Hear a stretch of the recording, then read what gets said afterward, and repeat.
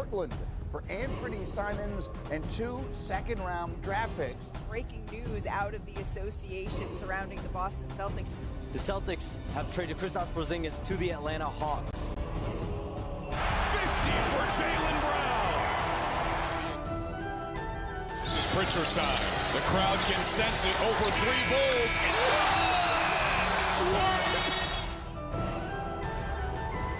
great in and out dribble. Oh! He set off the smoke detector.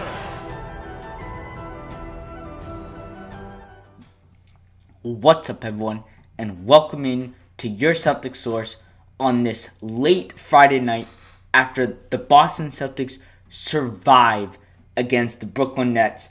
It took double overtime, the Celtics' first overtime game this season, but a win is a win, and you go right back to work tomorrow night against the Chicago Bulls.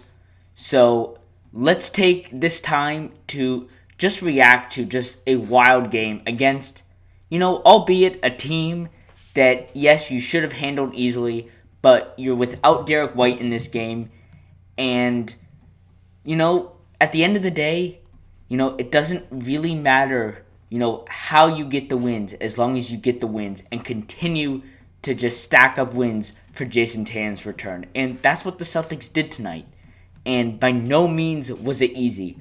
We're going to get into the overtime games, or the overtime section of it later in the show. I do want to start with just how this game shaped out from the beginning, with what the Nets were doing, with what the Celtics were doing on both sides of the ball, and then we'll work our way up into the overtime, where it just went down to the wire each and every single play. The Celtics would make a run, and then the Nets would come storming back. And the Celtics did blow a 11-point lead to get to overtime in this game. And we'll talk about that. But I do want to start with, just how this game came about. And it started with the Celtics struggling in the first half. The Celtics are coming off of a solid win against the Pacers on Wednesday. The Nets are coming off of the just biggest blowout of the season, losing by 54 points, getting their butt just absolutely kicked in that game by the Knicks. And it was a must-win game for the Knicks, the way they have been struggling lately. And so, the Nets are coming off of this loss where they got embarrassed, and, you would think they would show some effort on their home floor, and they did that, of course, right? This team, they are, 12 and 31 or something on the season. 12 and 31 on the season, right? So they're not on paper a good team by any means, but they play with a lot of fight, and they have beaten the Celtics already this year, actually, the game that knocked them out, essentially, of the NBA Cup back in November. But even that, right, this team plays with effort. They have good talent, especially Michael Porter Jr., who was on fire in this game. We'll start with what Michael Porter Jr. was doing. And I know the Celtics broadcasters and Scal and Drew continue to talk about this really all night long. And it was the way Michael Porter Jr. was able to come around screens and just get wide open threes on dribble handoffs, or, even him coming around the screens and taking his 2 steps and going right up into a shot. The Celtics, for most of the game until the overtime, very rarely would they, fight over the top of the screens and try and get a good contest. Often they were going underneath, which allowed him to get even more space of separation. And Michael Porter Jr. is a rhythm shooter. And that means that once he gets going and he gets multiple shots that he sees go down, it just turns on his entire game, and he has a totally different game from that point on. And that's how he was able to just destroy the Celtics play after play. It was him, it was really only him. And now the Nets did have some good play from other guys. I believe Clowney had a good game as well with 15 points. Claxton was great on the boards, getting offensive rebounds. But really, it was Michael Porter Jr. and his ability just to create offense by himself. And, he might be traded, come this trade deadline. There's a lot of teams that would be out on the market for a guy like Michael Porter Jr., especially with what the Nets are doing this season. They're going to probably want to get rid of him for salary reasons and for, tanking reasons. But back to this game, right? Michael Porter Jr. was on fire, and really the only thing keeping the Celtics in this game was their three-point shooting. They couldn't, very, opposite of how the Celtics have been as of, recently in the last, four games, excluding that Hawks blowout that the Celtics had. But, they've been great from two as of recently, and the three-point shooting hasn't come around, especially Derek White. Sam Hauser's been on fire, obviously, but not other guys. And this was the game where we got the opposite. The Celtics couldn't hit a shot inside the paint, but they went over 50%. Actually, I think they finished one short of 50%, 1-3 short of 50% from three in the first half, with 11 of 23 from three. So they were terrific from three, and that's how they were able to stay in this game, because the Nets, outscored them in terms of baskets scored. And the reason why it was only a 5-point game at halftime was obviously because the three is worth more than the two. But other than that, this could have been a 15-point, lead for the Nets. It wouldn't have been a blowout by any means, but it definitely would not have been a 5-point game at the halftime had the Celtics not made as many threes as they had. Michael Porter Jr. continued to put on the pressure in the third quarter as well, continued to get to that, sort of three off the dribble, three off of a screen. The Celtics, Joe Mazzulla tried to go with guys like Ron Harper Jr. and some of those younger guys, Hugo Gonzalez, who we'll talk about later in the show, when his impact just came up huge in overtime. But, he tried to go with that younger guy to see if they would be willing to fight through that screen. And, it was better, but it still wasn't great. And as I did mention, the Celtics do blow a 11-point lead. It seemed like it was going to be over. And, just a couple threes from Michael Porter Jr., a couple putback dunks from from Nick Claxton on the Nets. Got that game tied heading into overtime.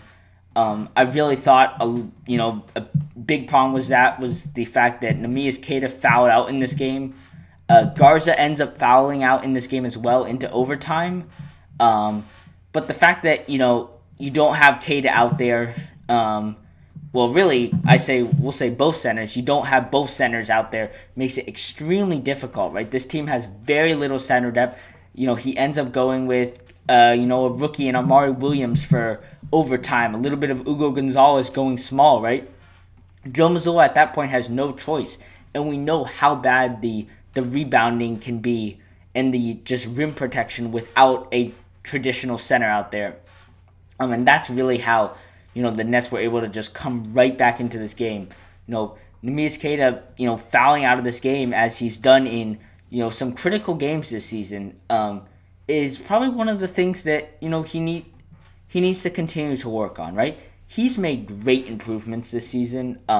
His offensive production is at an all-time high. His defensive awareness is at an all-time high as well. Making the right reads, and being in a good position to box out. But one of the things that he still he still struggles tremendously with is that awareness and when to foul, when not to foul, when to be his overeagerness to help out his fellow teammates on the defensive end sometimes leads to him getting fouled, and sometimes teams just attack him because they know he's, I'm not going to say he's prone to foul, but, sometimes it's harder for, big men to move their feet and get into a good position defensively. And so teams will attack him, and that can sometimes lead to, him picking up extra fouls, and that did not help him one bit in this game as well. Michael Porter Jr. attacked him downhill throughout that fourth quarter, fouling him out of the game, and then allowing him just to get easy runs to the basket after that. But, the game was won, obviously, in overtime. And it's won from the impact of Hugo Gonzalez.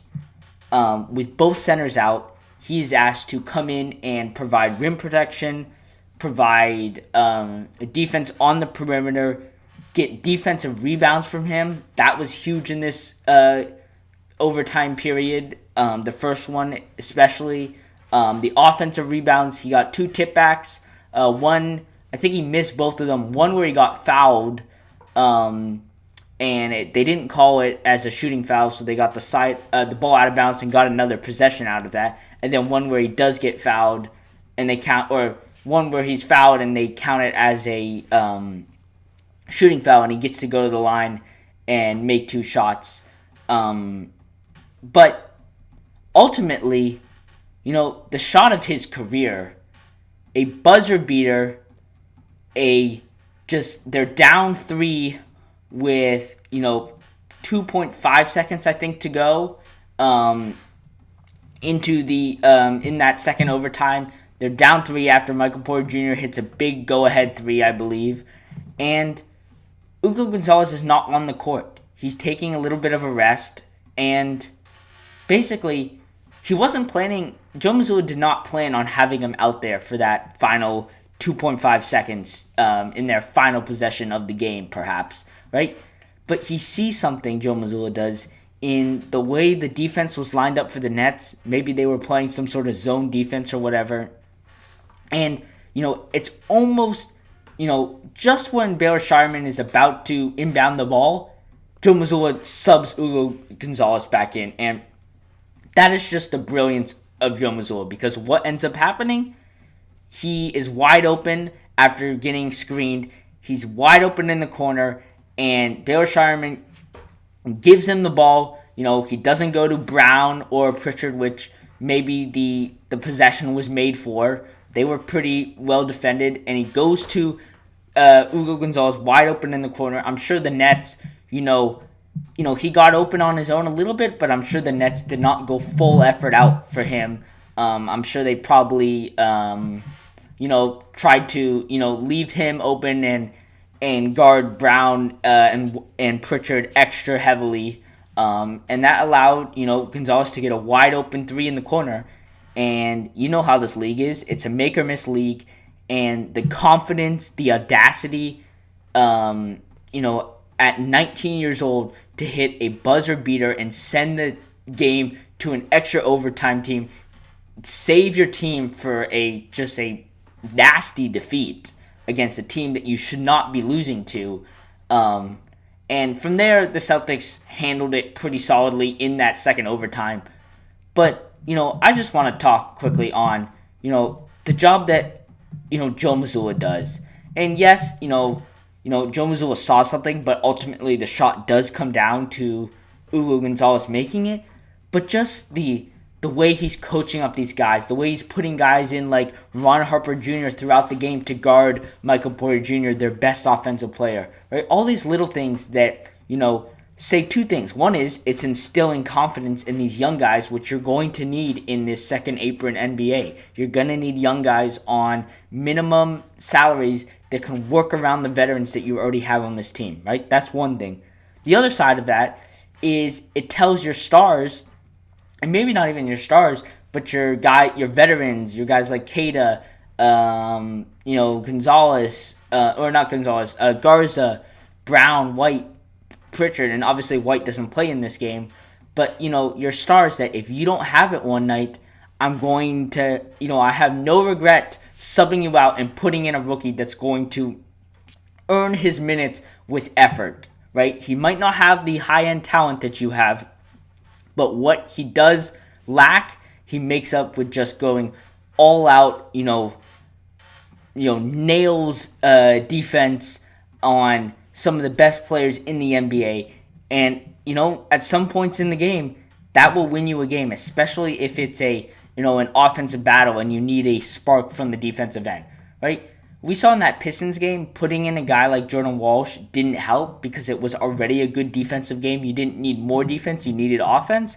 But in a game like this where defense is not the problem, or where offense is not the problem, you're struggling defensively to stop the Nets, putting in a guy that is just going to, focus on the defensive end and make the necessary stops won you this game ultimately.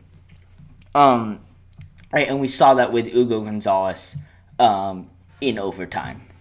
Right? Baylor Scheierman, I do want to quickly mention him. He started this game without Derek White. He ended this game in overtime.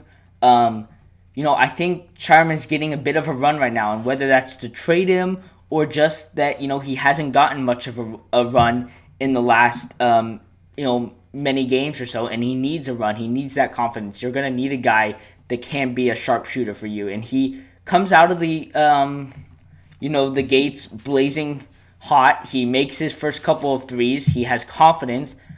I thought one of the biggest things from him is actually not even his shot making, but the fact that he was making plays and facilitating with the ball. He wasn't eager to just, the second he got the ball, pass it up like hot potato, right? He was willing to, take time and assess the defense and make a play, right? Often we've seen Scheierman, he doesn't want to be the one at fault, and so he gives it up, and sometimes it's a forced pass or a turnover, and it ends up becoming his fault, right? And so I love the way Scheierman was able to slow down, get fed the ball, for open shots from Jaylen Brown, Derek White, or Jaylen Brown and Payton Pritchard in this game, right? And make the most of his minutes on the floor. But, ultimately, at some point you do need offense, and that came from Payton Pritchard and Jaylen Brown. For starters, Jaylen Brown, another near 30-point night, 27. But what he lacks in that, he made up in his rebounding, 9 rebounds, 12 assists, only 2 turnovers, a near triple-double. He was just tremendous down the stretch in this game, making plays for others. Passes to not even guys like Derek White or guys like Payton Pritchard, but, finding the rookies in Hugo Gonzalez, finding Baylor Scheierman, instilling confidence in them. Right, exactly what your leader needs to do each and every night. Right, this wasn't a game where he necessarily had to score the ball. He wasn't terrible. He did go 9 of 27, which is not great efficiency. 4 of 10 from 3, which is okay. Right, but he didn't have it scoring in the paint, especially. Right, we talked about how they were struggling massively in that first half to get the ball in the paint.